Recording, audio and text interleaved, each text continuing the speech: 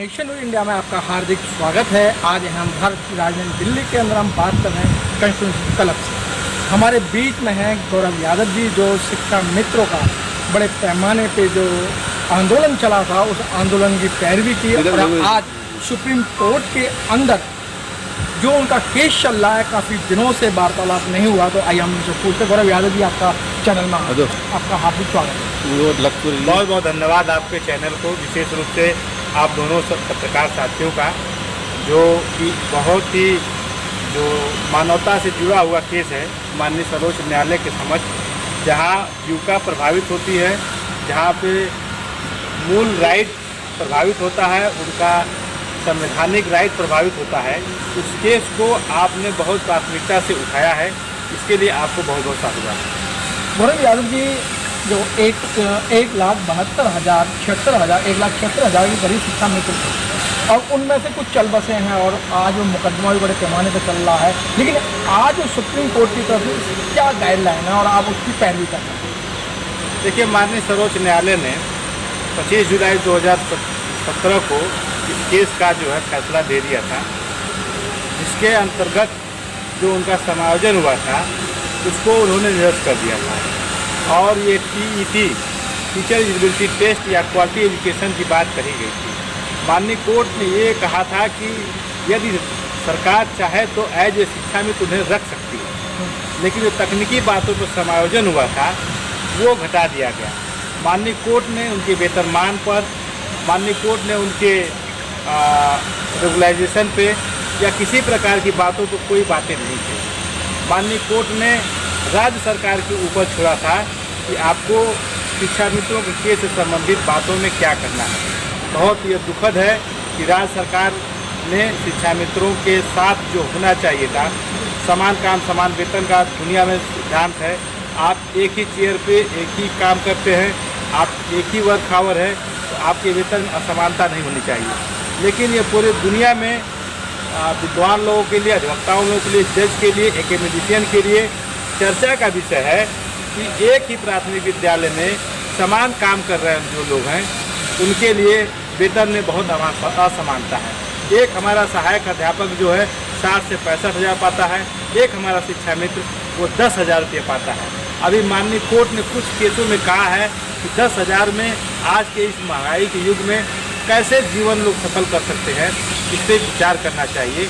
और 10,000 भी आप 12 महीना नहीं दे रहे हैं। हमारा शिक्षा मित्र इस समय वर्तमान में बहुत आंदोलित है कि जून महीने में उनको वेतन नहीं दिया जाता है और कहा जा रहा है कि 15 जून से या 18 जून से विद्यालय खुल जाएगा। तो आप हमसे काम भी करवा रहे हैं शिक्षा मित्रों से और उनका वेतन भी नहीं दे रहे हैं। मैं समझता हूँ कि विधि के समक्ष एक बड़ा प्रश्न खड़ा हो चुका है। यादव जी, जिस समय गांव-गांव के अंदर कमरे बंद थे, स्कूल बंद थे, तो उस समय सरकार को ज़रूरत थी कि शिक्षा बच्चों तक पहुंचनी चाहिए। जब शिक्षा मित्र एक ग्रुप बनाया, जब उन लोगों ने शिक्षा पहुंचाई, उनके पढ़ाए हुए लड़के जो आज बहुत अच्छी पोस्ट पर हैं, इंस्पेक्टर हैं, तहसीलदार हैं, और फिर जिन्होंने पढ़ाया उन्हीं को अयोग्य घोषित किया जा रहा है। देखिए, उनकी योग्यता पे कोई प्रश्न चिन्ह नहीं है। प्रश्न यहाँ पे उनके समायोजन की जो प्रक्रिया थी उस पर थी। डॉक्टर भीमराव अंबेडकर ने जो संविधान लिखा है उसके धारा 14 पे थी कि आप कोई भी सरकारी नौकरी देते हैं तो उसमें असमानता नहीं कर सकते।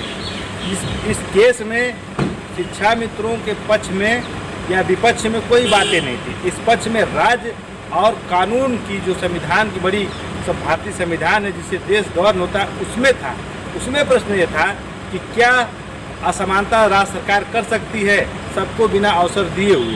तो लोगों को जानकारी नहीं है।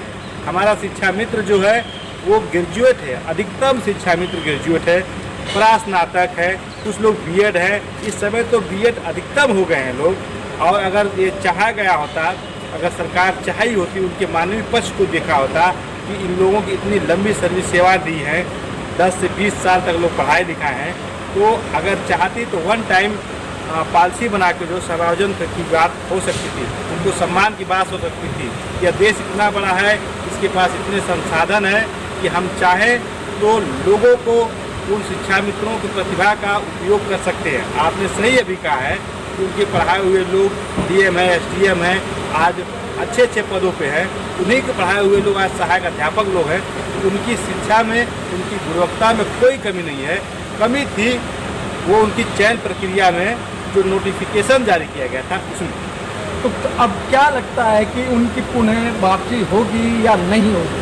सीधा सीधा सवाल। नहीं, पुनः वापसी की बात तो माननीय कोर्ट, हमारे आप जानते हैं कि सुप्रीम कोर्ट सबसे अंतिम कोर्ट है, उसका फैसला हमारे विपक्ष आया, तो उसको अगर सीधा कहा जाए तो नहीं हो सकती है। लेकिन राज्य सरकार के ऊपर पेन उसमें जो है, जो अंतिम लाइन लिखे हैं जस्टिस आदर्श गोयल और ल्यूलेज ने, कि स्टेट में 8, अगर राज्य सरकार चाहे तो उनको कंटिन्यू कर सकती है, उनको पूरा वेतनमान, जिस प्रकार से संविदा पे, जैसे मेडिकल वाले क्षेत्र में लोग हैं संविदा पे हैं, सरकारी नौकरी नहीं है, लेकिन उनको सारी सुविधाएं मिलती है, इवन की वेतन मिलता है, सब कुछ मिलता है।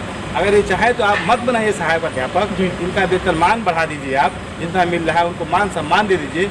तो मैं समझता हूँ कि जो शिक्षा मित्रों में हताशा, निराशा, उपहास, लोगों के साथ अपने जीवन को जीने का जो प्रति उनका नज़रिया बदला हुआ है, वो निश्चित रूप से बदल जाता और शिक्षा मित्र एक खुशहाल जीवन जी सकता है। सर, आप अधिवक्ता हैं, अगर मैं सीधी बात कहूँ कि आज तक कोर्ट का जो मामला रहा है, या चाहे लोअर कोर्ट हो, हाई कोर्ट हो या सुप्रीम कोर्ट हो, उनमें सिर्फ आदेश सौंपे जा रहे हैं, न्याय तो नहीं मिल रहा है। क्या आपको लगता नहीं है कि मतलब आदेश दिए जा रहे हैं? और एक बात और भी निकल के आती है, जहाँ कानून जो पार्लियामेंट बनने चाहिए, आज वो सुप्रीम कोर्ट अपने आप कानून बना रहे हैं। नहीं, आप अपनी बात, लोकतंत्र के चौथे स्तंभ है, आपको कहने का अधिकार है, लेकिन मैं officer of the apex court होने के नाते मैं माननीय न्यायालय के द्वारा जो प्रतिपादित जजमेंट है उसको थोपना नहीं कहूँगा।